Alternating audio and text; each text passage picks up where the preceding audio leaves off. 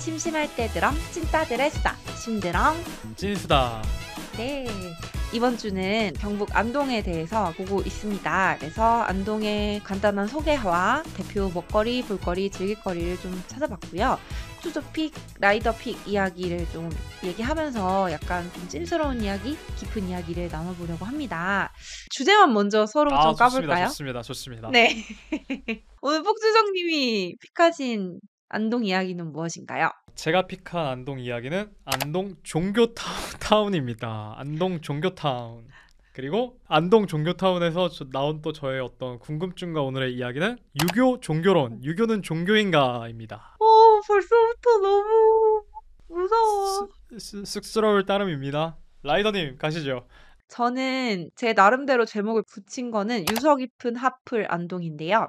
이게 안동이 사실 조선시대 대표 문화의 요지 이렇게 생각하는데 여기가 고려시대부터 진짜 고려 왕조와도 인연이 깊고 관련한 내용 이야기도 좀 전해지고 해서 안동과 고려시대와 관련된 이야기를 좀 해보려고 합니다. 제가 먼저 좀 가볼까요? 예, 가보시죠. 유교타운. 예, 네. 유교타운이 아니라 종교타운입니다. 라이더님 죄송해요.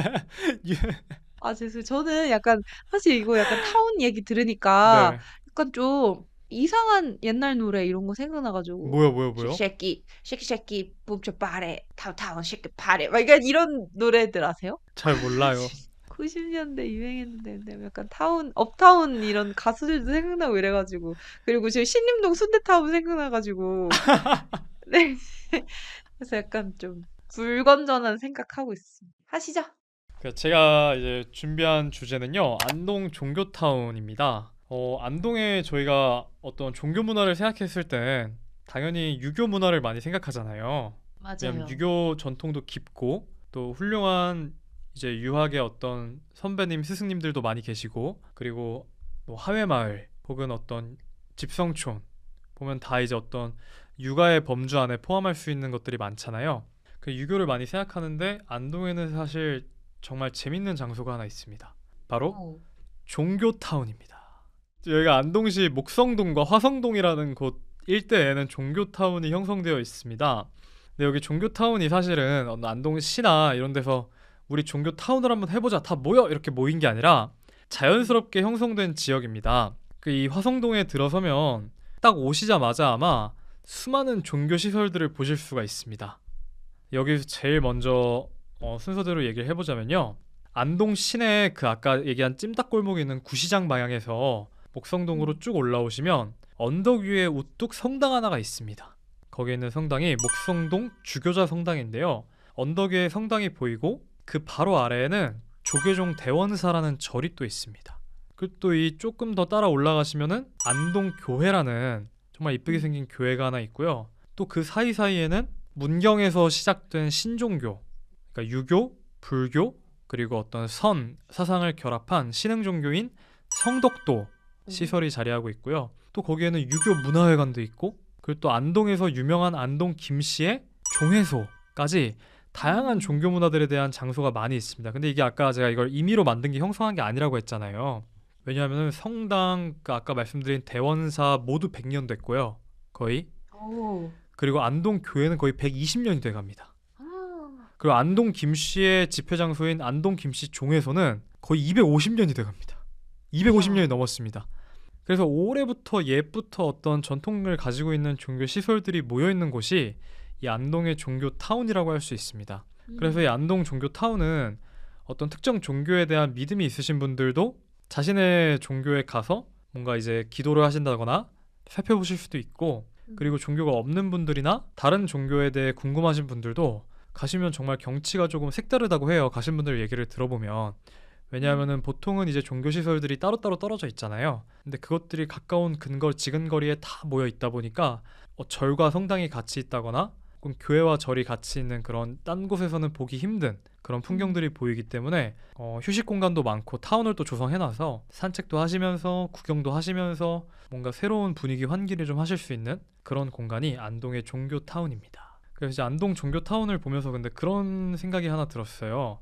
종교타운에 있는 또 여러 가지 장소 중에 또 중요한 포인트가 이제 유교적인 어떤 시설들인데요, 유교 문화회관도 그렇고 그리고 안동 김씨 종에서도 그렇고 사실은 이게 종교 타운에 들어있는 종교 시설의 하나로 우리가 볼 수 있는데 그렇다면 유교가 종교인가? 기독교, 불교는 당연히 종교지. 뭐 신종교인 성덕도 종교지. 신흥 종교니까.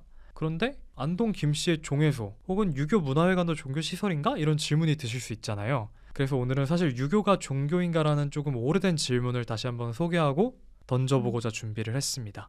라이더님 어떻게 생각하세요? 유교는 종교일까요? 아닐까요? 선택지가 있나요? 그러니까 유교는 종교인가? 종교가 아니면 무엇이다, 문화이다 이런 건가요? 그게 이제 종교가 아니라고 말하시는 분들은 문화라거나 아니면 철학이다. 그런 식으로도 얘기를 하시는데 사실 이거 답은 없는 문제죠. 근데 라이더님 보실 때는 그쵸? 어떻게 생각하세요? 저는 종교인 것 같아요.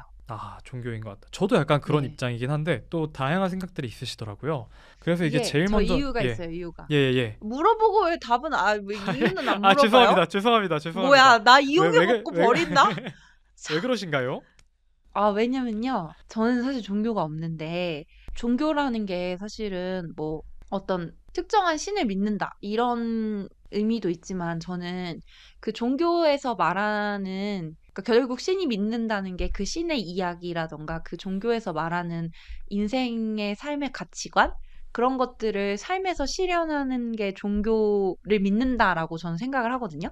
그러니까 부처님의 가르침을 따라서 그 부처님의 말을 내 삶에서 실현하려고 하면 그건 불교 신자인 거고, 뭐 기독교도 마찬가지이고. 근데 유교라는 게 저는 유교 문화에서 이제 자랐지만 어쨌든 유교에서 말하는 삶의 가치관들을 실천하고 그런 것들을 삶의 되게 중요한 기준의 하나로 삼고 산다면은 그게 종교이지 않을까. 그런 입장에서 종교라고 생각합니다. 어떤 삶의 기준과 가치관이라는 면에서 종교적인 면이 있다. 음. 저도 그런 지점 분명히 있는 것 같고요. 근데 생각이 또 다양한 분들은 다른 분들도 계시잖아요. 뭐 철학이라거나 그쵸, 그쵸. 문화라거나 그 표현부터 좀 갈리는 것 같아요. 그러니까 똑같은 대상을 지칭할 때 한쪽에서는 유교라고도 부르고 또 한쪽에서는 유학이라고도 부르고 약간 철학적인 어떤 면을 학문적인 면을 강조하시는 분들은 유학이라고도 부르고 혹은 아니면은 유교 어떤 유교라는 이름으로 묶일 수 있는 공동체나 역사나 커뮤니티를 지칭하시는 분들은 유가라고도 많이 부르시잖아요. 그쵸, 그쵸. 그럼 사실은 근데 종교가 아니기 때문에 유학이다, 유가다라고 부르시는 분들은 어떻게 보면 좀 기계적인 구분이 아닌가 싶어요. 기계적으로 학문이니까 유학이야, 어떤 커뮤니티니까 유가야, 좀 기계적인 구분인 것 같고 사실은 이 답이 없는 문제지만 이 논쟁이 되게 오래된 논쟁이더라고요. 제일 먼저 이 논쟁이 시작된 때가 바로 마테오 리치, 중국에 들어온 아, 선교사, 예, 카톨릭 신부님 이거 선교사. 이거 제천할 때 마테오 리치 나왔던 것 같아요. 예, 제천할 때도 이 동양의 이제 카톨릭을 전파한 어떻게 음. 보면은 출발점 중에 하나인데요. 이 마테오 리치 선교사가 중국에 갔잖아요. 근데 중국에 간 목적이 카톨릭이라는 자신의 신앙을 전파하기 위해 간 거기 때문에 이 시장 조사를 해야겠죠. 여긴 어떤 게 있고 내가 새로운 이 어떤 시장 조사를 통해서 새로운 거를 이제 제안했을 때 잘 먹힐까 아닐까 이런 이제 시장 조사를 했는데 종교가 없다고 보았습니다. 마테오 리치는. 그러니까 유교가 종교가 아니라고 본 거죠. 왜냐하면 유교적인 의례들은 있지만 어떤 카톨릭처럼 모여서 성당에 모여서 예배를 드리는 등의 어떤 고유의 의례나 계율도 약하고 그리고 물론 난 유학자라고 말하는 사람은 있지만 그렇다고 카톨릭의 신부님들처럼 전문적으로 양성되거나 인증을 받는 사제계급도 없고 그렇기 때문에 종교가 아니지 않나. 그리고 또 공자에 대해 제사를 드리는 거, 문묘 제사를 드리는 것은 존경의 표시일 뿐 종교적인 것이 아니다라고 마테오 리치가 생각을 했다고 해요. 그리고 나서 또 이제 또 논쟁이 됐던 게 이제 서양의 문헌과 동양의 문헌들이 서로 번역이 되고 상호작용을 하잖아요. 그럴 때 나온 문제가 영어의 God, 이제 기독교적인 신, 하나님을 뜻하는 God을 어떻게 번역을 해야 하는가. God이라는 거를 이 사람들한테 동양에 새로 소개를 해야 되는데 한문을 배운 중국어를 배운 선교사들이 번역을 하잖아요. 그때 이 God을 어떻게 번역해야 되는가라는 고민이 되게 컸던 거죠. 그래서 이분들은 유교의 이 경전 중에 때때로 등장하는 천, 하늘천 혹은 상제, 이 도교에도 존재하는 옥황상제 같은 상제 이런 개념이 하나의 어떤 유일신 신앙과 비슷한 게 아닌가, 기독교적인 신과 비슷한 게 아닌가라고 해서 영어나 아니면 라틴어로 가시라고 되어 있는 거를 상제로 번역을 했습니다. 그리고 또 반대로 중국의 고전 문헌에 등장하는 상제를 이 서양 세계에 소개할 때는 가수로 번역을 했습니다. 근데 사실 여기에서는 반발도 많고 논쟁도 많았어요. 왜냐하면 사실은 기독교적인 유일신과 어떤 유교적 상제가 똑같다는 얘기냐 뭐 이런 비판도 등장했고 또 어떤 쪽에서는 사실은 이게 미묘한 차이가 있는데 이걸 전혀 밝혀내지 못한다라는 비판도 있고, 하지만 어쨌든 간에 점점 서양 세계에 유교가 소개가 되면서 유교는 소위 말하는 세계 종교, 그러니까 세계에 있는 굵직굵직한 종교들이 있잖아요. 뭐 기독교, 이슬람, 불교 이런 네네네. 것과 같은 네. 범주에 하나의 유교로서 들어가게 된 거죠. 그래서 종교를 좀 이제 학문적으로 비교하고 연구해보고자 한 초기 학자들에게는 유교가 다른 종교와의 비교 대상이 되고 하나의 종교로 인식이 됩니다. 그래서 그 막스 베버, 유명한 막스 베버도 유교와 도교라는 책을 썼어요. 그러니까 이게 유교와 도교를 각각 하나의 종교 범주에서 분석을 한 거죠. 물론 뭐 내용적으로는 서양에 있는 종교 전통에 비해 좀 총체성이 부족하고 윤리에 불과하다고 이야기를 하긴 하지만 어쨌든 간에 인식으로는 하나의 종교로 인식이 된 거예요. 근데 그럼에도 사실은 요 인식은 서구의 인식인 거고, 중국에서 유교를 살던 사람들 혹은 한국만 봐도 유교를 정말 삶에서 살아내는 사람들에게는 서구적인 종교 개념에 들어맞나라는 질문이 계속 들었던 거죠. 다르기는 하죠. 뭐. 그죠? 뭔가 이게 똑같다고 얘기하기엔 뭔가 좀 미묘한 지점이 음. 있잖아요. 그래서 그렇게 이제 의문만으로 있다가 시간이 조금 흘러서 이제 청나라 말기로 넘어옵니다. 청나라 말기 이제 서양 열강들이 제국주의적 침략을 강화하고 이제 서구와의 막 전쟁도 벌이고 서구와 교류도 하고 그런 시기에 중국에 있는 근대 유학자들이 이 굉장히 혼란스러운 시대상을 해결하기 위한 또 하나의 해결책으로 유교를 종교로 만들 걸 이야기합니다. 그래서 유교의 어떤 최고 성인 중에 한 명인 공자의 공을 따서 공교를 제안합니다. 공교. 우리 공교를 만들자. 그러니까 기독교, 예수교, 부처의 불교가 있듯이 유교 공교를 만들자. 그래서 대표적으로는 중국의 근대화론자이고 그리고 저희 역사 시간에 많이 배우는 변법자강 운동을 주창한 캉유웨이, 캉유웨이라는 개혁가가 이 공교론을 강하게 주장합니다. 그래서 캉유웨이는 공자를 교주로 만들어야 된다. 이슬람에는 무함마드란 예언자가 있고 기독교에는 예수가 있고 불교에는 부처가 있듯이 공자를 종교적 리더, 교주화로 해야 된다. 그리고 온 인민들이 이 공자에 대한 제사를 할 수 있는 의례와 계율을 딱 만들어서 제사 공동체를 만들자. 이렇게 얘기를 합니다. 그래서 사실은 이제 캉유웨이가 왜 이런 제안을 했는가를 생각해보면 당시에 어떤 혼란스러운 중국 사회의 문화적인 중심 축을 제안하고자 하는 의도도 있었던 것 같아요.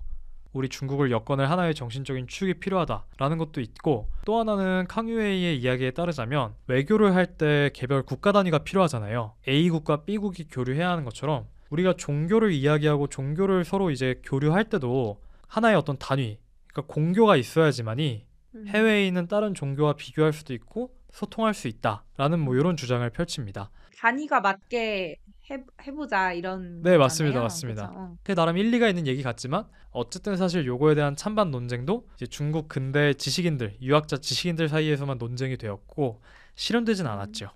근데 제가 생각했을 때는 이 유교 종교론을 물을 때 가장 중요한 문제는 종교라는 개념이 어떻게 탄생했는지를 좀 생각해 볼 필요가 있을 것 같아요. 이 라이더님 말씀하실 때 종교가 신을 믿는 것이라고 본다면 이렇게 말씀을 하셨잖아요.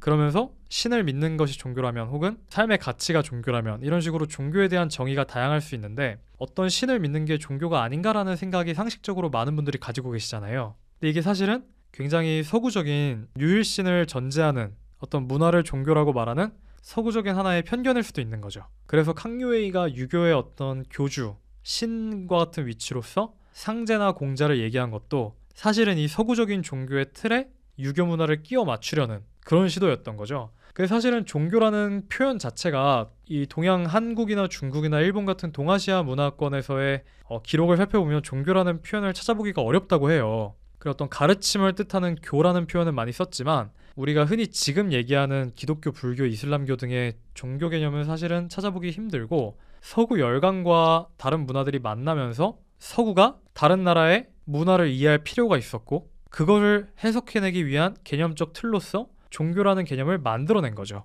그리고 그 종교라는 개념을 반대로 수입한, 받아들인 동양의 유교 혹은 불교 문화권의 사람들은 자신들이 가지고 있는 문화적 자원을 서구가 만든 근대적인 틀에 끼워 맞춰야 한다는 어떤 시대적 과제가 발생한 게 아닌가. 그래서 유교가 종교인지 아닌지를 자꾸 되묻고 자꾸 실험하는 그런 상황이 발생한 게 아닌가라는 생각이 들면서 그런 차원에서 이 안동시에서 우리가 볼 수 있는 종교 타운은 대표적인 세계 종교인 카톨릭, 기독, 개신교, 그리고 불교 이들과 함께 유교를 배치했다는 점에서 유교를 어떤 서구적인 틀의 종교의 하나로 보는 것이 아닌가 라는 생각이 좀 들었어요. 그래서 사실은 제가 좀 이것도 아쉬움, 아까 그 라이더님이 축제에 대해 말씀하시면서 아쉬운 점을 얘기하신 것처럼 이것도 제 아쉬운 점일 수 있는데, 물론 어떤 면에서는 아까 말씀하신 것처럼 삶에 대한 가치를 알려준다거나 혹은 이 문화를 공유하는 공동체가 의례를 다 같이 행한다거나 그런 면에서 서구에서 얘기하는 종교의 틀에 맞을 수도 있지만, 사실은 우리의 삶에 스며들어서 사회에 분리되지 않은 영역에서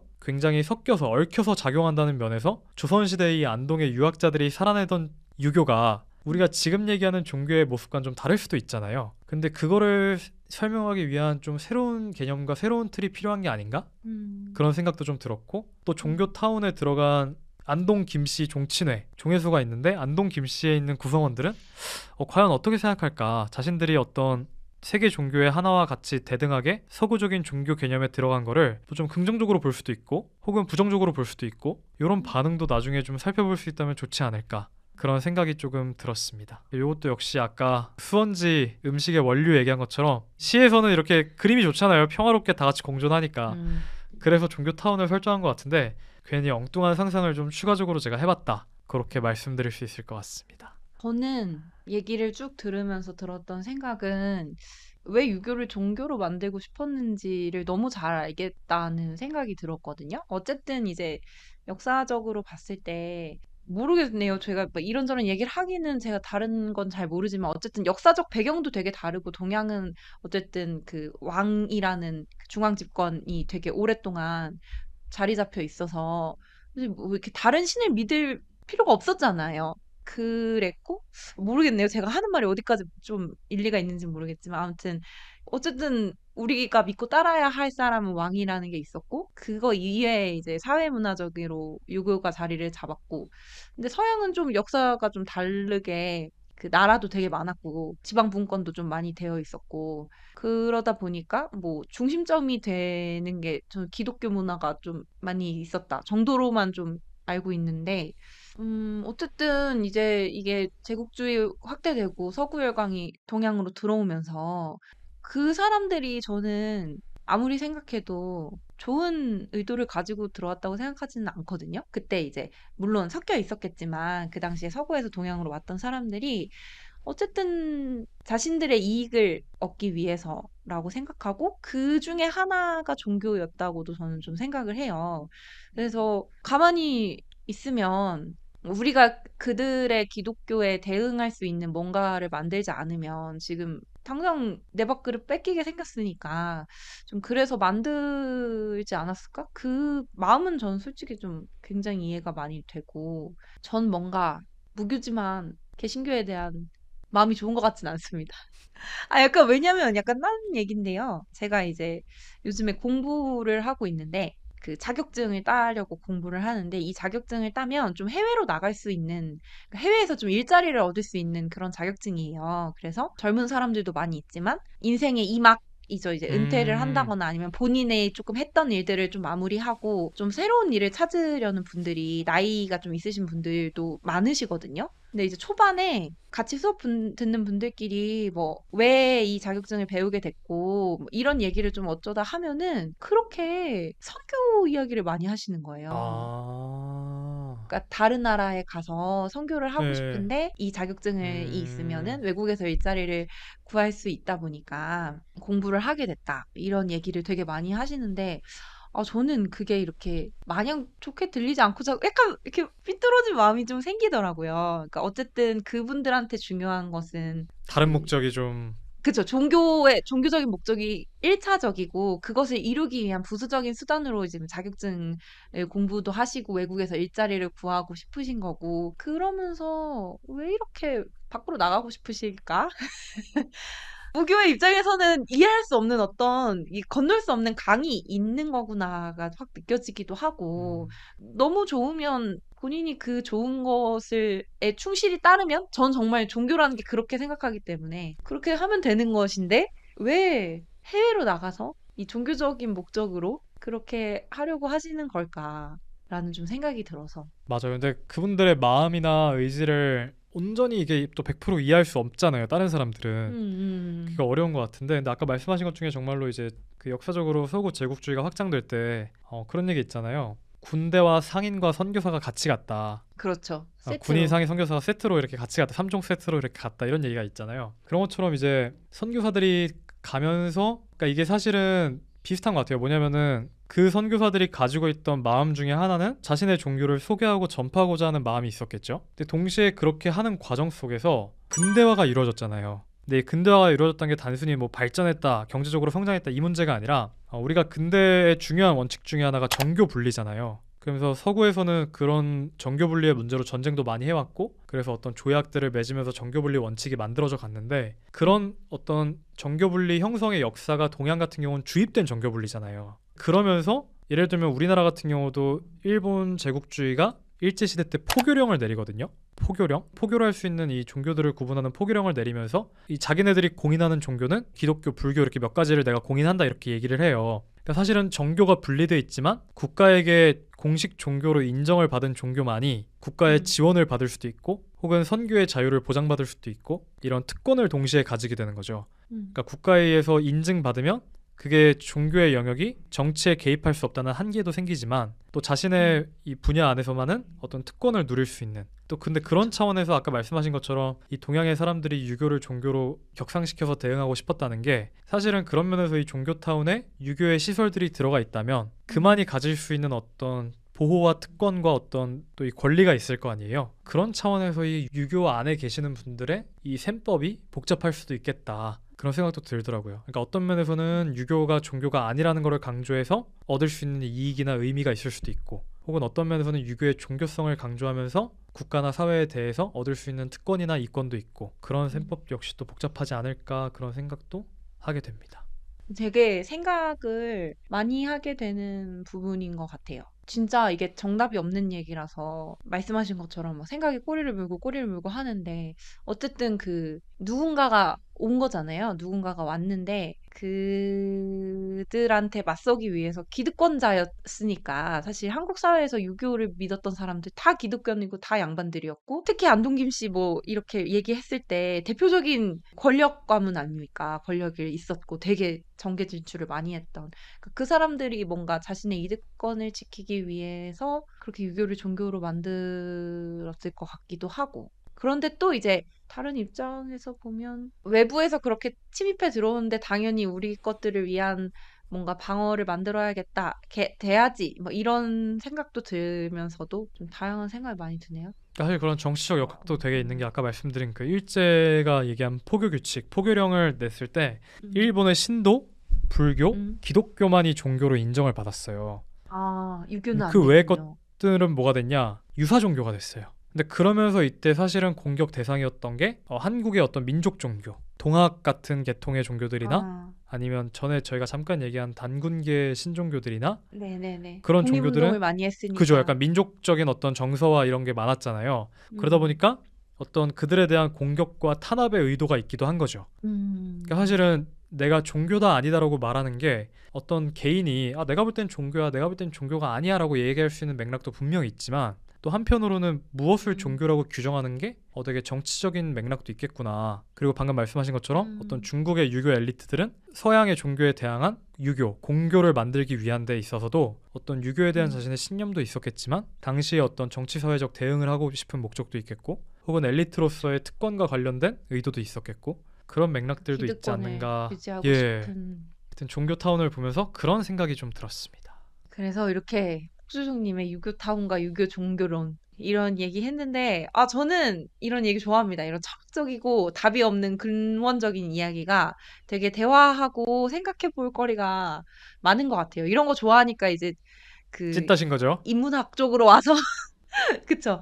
인문학 쪽으로 와서 찐따 됐겠지만, 네, 저는 굉장히 항상 폭주정님 픽 이야기 들을 때마다 생각을 많이 하게 되는데요. 그래서 저는 오늘 고려시대하고 안동 이야기를 좀 해보려는데요. 아까도 말씀드렸지만, 고려 건국부터 왕건이 막 이제 고려를 세운이 많이 견훤이랑 막 싸울 때도 사실 안동이랑 좀 연관이 되고요. 그리고 고려의 거의 이제 흥망성쇠, 쇠퇴기, 네, 이쪽에 또 고려하고 안동이 연결이 됩니다. 저는 이거 이번에 좀 이야기 준비하면서 알았는데요. 목민왕이 안동에 거주한 적이 있답니다. 아셨나요? 저도 뭐 처음 들어보네요.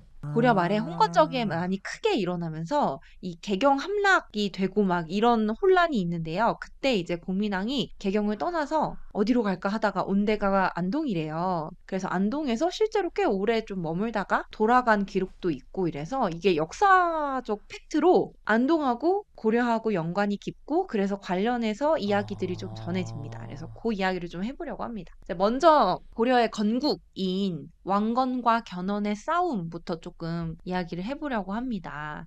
후백제 견훤이 조금 세력이 막 확장됐었잖아요. 그래서 이 왕건이 아 이거 되나 안 되나 하고 있을 때 결정적으로 딱 붙어서 견훤의 기세를 꺾고 왕건이 약간 승기를 잡은 게 이 안동 지역에서 전투가 있었는데요. 이때 왕건을 적극적으로 지원했던 신하가 3명이 모두 안동 출신이에요. 그래서 이 3명이 엄청 적극적으로 도와줘서 안동에서 잘 이길 수 있었다. 이런 게 역사적으로 전해지는데, 그래서 요 3명을 삼태사라고 부르고, 이 3명이 고려의 개국공신입니다. 근데 요 싸움과 관련해가지고 되게 재밌는 옛날 이야기가 전해지는데 저 이거 진짜 재밌었어요. 왕건하고 견훤이 싸울 때 이야기인데요. 이 견훤이 특이한 능력이 하나 있었어요. 그게 뭐냐면 자기가 좀 불리하고 상황이 위험하면 지렁이로 변하는 능력이에요. 그래서 모래가 많은 곳에 딱 그 진을 치고 막 싸우다가 불리하면 자기가 지렁이로 변해가지고 모래 속으로 쓱쓱 들어가 버리는 거예요.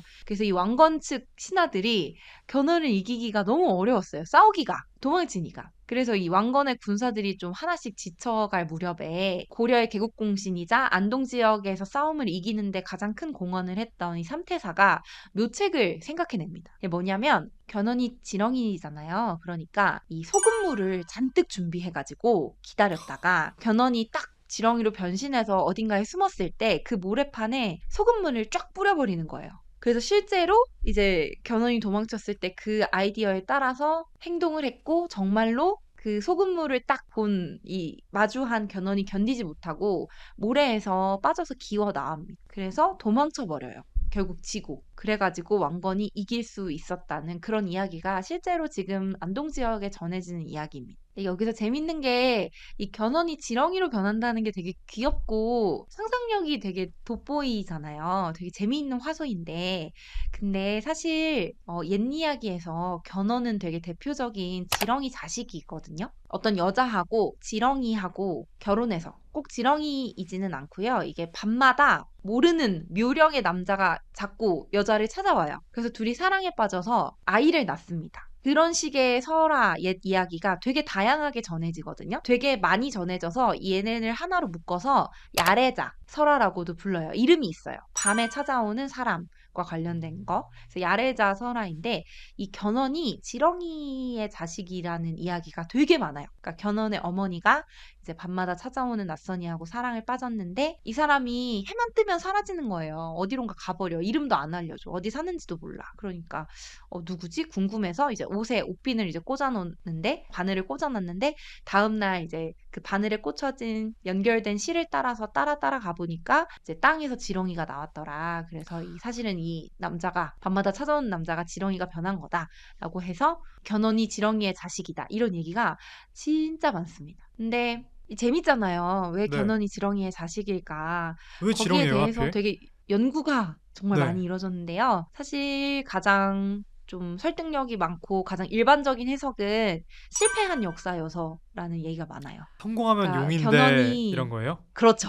만약에 견훤이 이겨서 흑백제가 세워졌으면 아마 그 견훤은 용의 자식이 됐을 텐데 근데 그러지 못하고 실패한 역사이다 보니까 용이 못 되고 지렁이. 좀 부정적이잖아요. 되게 하찮고 예. 좀 미천하고 용하고 비교해 보면은 되게 잽도 안 되잖아요. 근데 이제 실패한 역사이기 때문에 이 지렁이랑 연결된다는 이야기가 해석이 가장 좀 일반적이고 설득력이 높은 해석으로 지금 이어지고 있습니다. 저도 늘 궁금했거든요. 왜 네. 지렁이는 사실 왜 지렁일까? 예, 왕인데 지렁이? 약간 이해가 음. 딱 되네요. 그래서 저는 그 견훤이 지렁이 자식이라는 이야기만 알고 있었는데, 근데 또 이제 마지막 이 안동 지역에서 뜬금없이 이 지렁이로 변신할 수 있다는 이 이야기를 보니까 너무 재밌는 거예요. 그래서 아마 그 상상력이나 그런 것들이 연결돼서 지렁이 변신 화소라던가 뭐 소금물 관련한 이야기들 이런 것들이 나왔을 것 같아서 굉장히 재미있었습니다.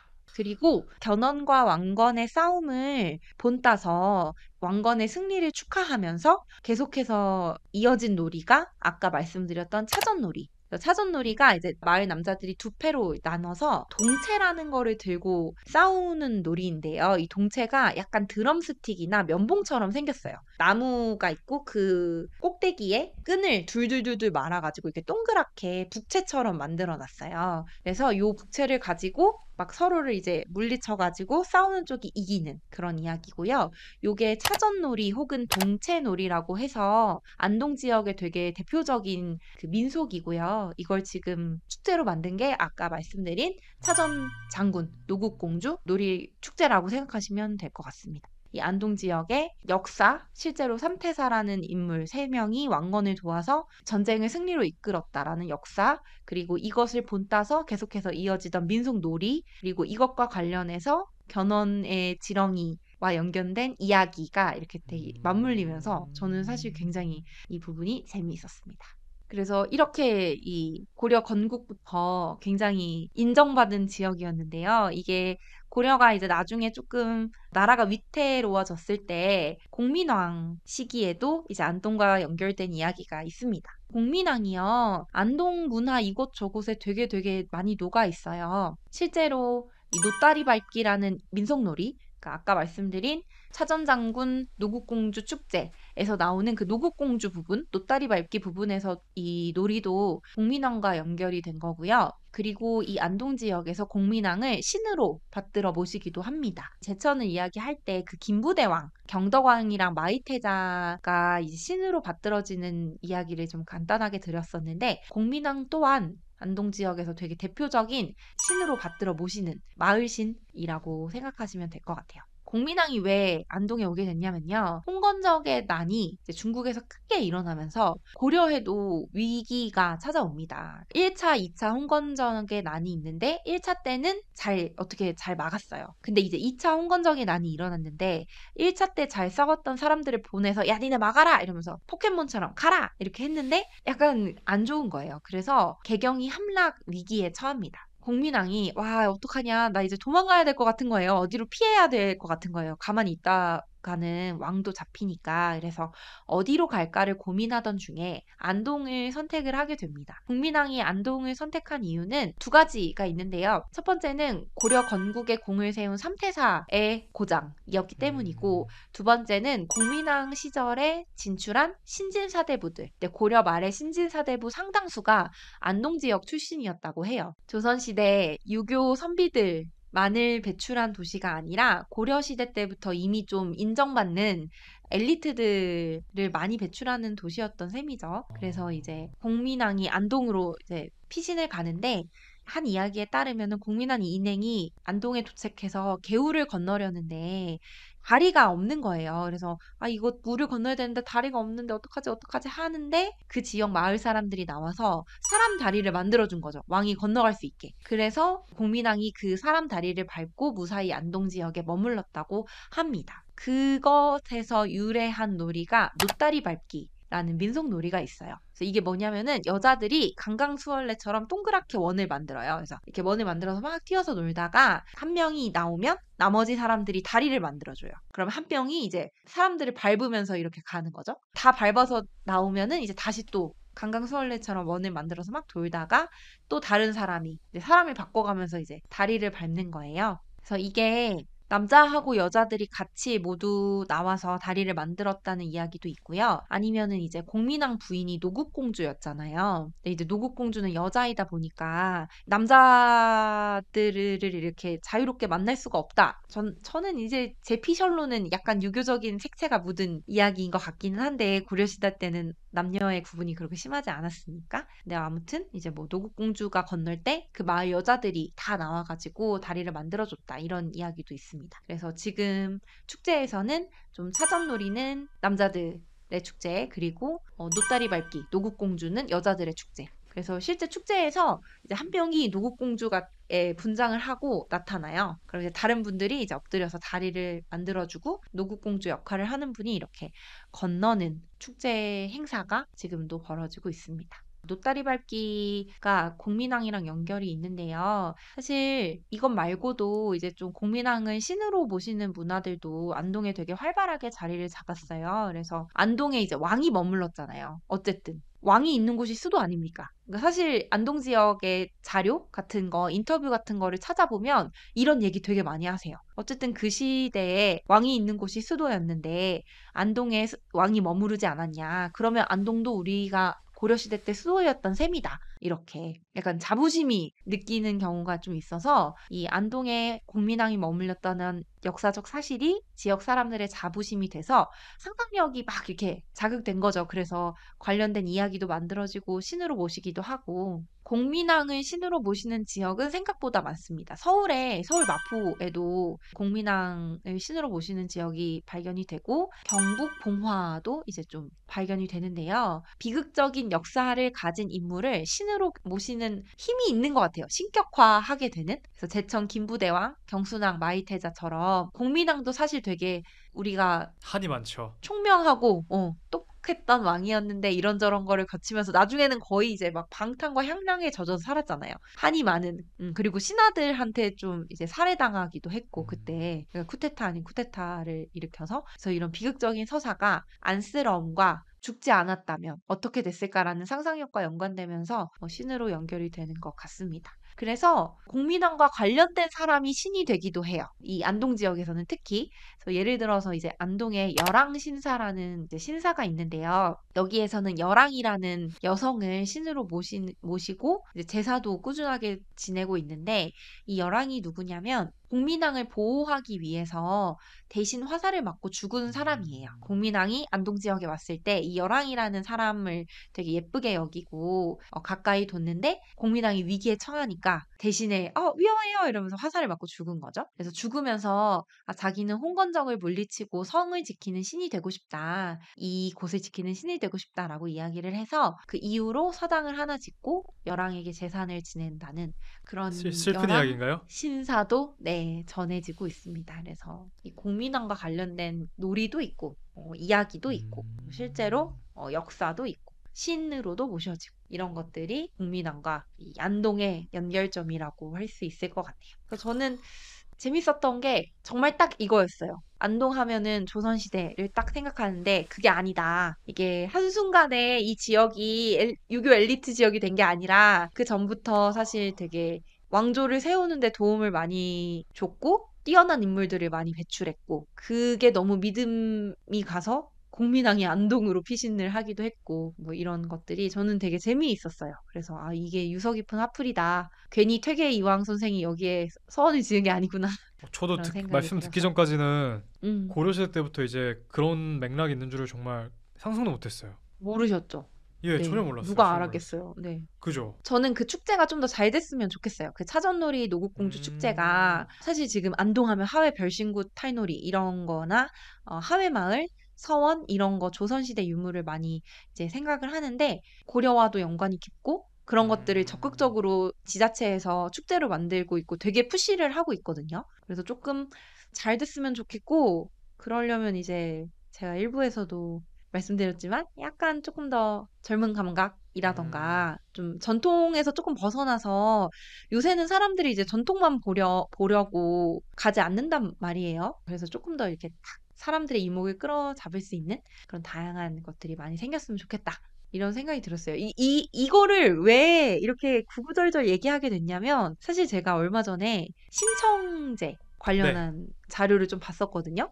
근데 심청제도 되게 대표적인 축제예요. 남원에서 벌어지는 네. 축제인데 이거 딱 그 심청이와 관련된 거라서 거기에서 음식 바가지 논란을 크게 겪은 거예요. 요새 이런 거 아. 인터넷에 많이 올라오잖아요. 지역 축제를 갔는데 네네네네네. 음식이 아주 너무 너무 비싼데 진짜 비싸다. 형편없다. 근데 심청제도 이런 걸 한 번 겪어가지고 이번에 백종원 씨하고 협업해서 네. 아예 백종원 유튜브에도 나오고 그래서 백종원 씨가 찾아가가지고 이제 골목 식당처럼 지역 상권 살리는 그런 유튜브 콘텐츠 많이 찍으시잖아요. 지금 심청제는 그거를 하면서 되게 지역 막걸리 축제도 열고 그 축제 기간 동안에 막걸리 축제라던가 아니면은 뭐 지역 음식 그 남원 지역 토속 음식 특산 음식을 활용해서 음식도 많이 만들고 그리고 이것저것 행사를 되게 많이 열더라고요. 어떻게든 이제 그 지역에 원래 있던 문화나 어떤 특징뿐만이 아니라 요새 젊은 사람들을 좀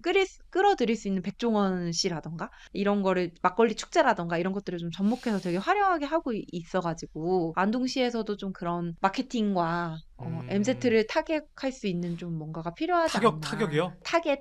아, 타겟. 죄송합니다. 그런 생각이 조금 들었습니다. 네, 이렇게 해서 저희가 이렇게 또 긴 시간 동안 오늘의 도시 안동과 폭주족 픽, 라이더 픽 이야기로 좀 전해왔는데요.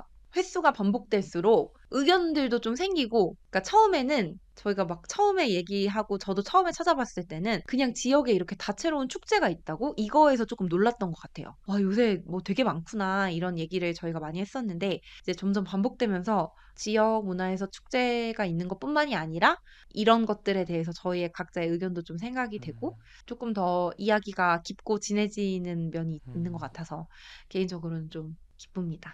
한마디 저도 하시죠, 그렇습니다. 주종님. 저 또한 그렇습니다. 네, 그러면은 이렇게 심드렁 네. 칩수다 안동편을 마무리하고요. 저희는 다음 시간에 더 재미있고 더 알찬 내용, 더 진한 이야기로 찾아오겠습니다. 저희 코너명 이야기하고 마무리할게요. 심심할 때 드렁 찐따들의 수다 심드렁 찐수다. 다음 주에 만나요. 다음 시간에 만나요. 다음 안녕. 시간에 만나요.